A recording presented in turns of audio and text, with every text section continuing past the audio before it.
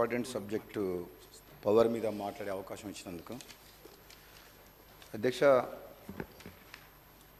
మనందరికీ తెలుసు కరెంటు అనేది మన సొసైటీకి మనందరికీ కూడా ఆక్సిజన్ లాంటిది.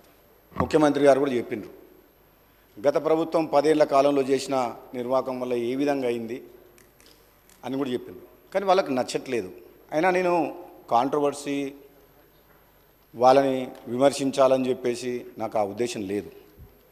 కానీ కొన్ని వాళ్ళు నిర్లక్ష్యంగా బాధ్యతారహితంగా తీసుకున్న నిర్ణయాల వల్ల ఈరోజు పవర్ సెక్టర్ అంతా డోల్ డ్రమ్స్లో అయిపోయింది. అది మనం ఫస్ట్ అసెంబ్లీ సెషన్లో కూడా శ్వేతపత్రం ప్రభుత్వం పవర్ మీద బాగా క్లారిటీ ఇచ్చింది ఇరిగేషన్ ప్రాజెక్ట్స్తో పాటు.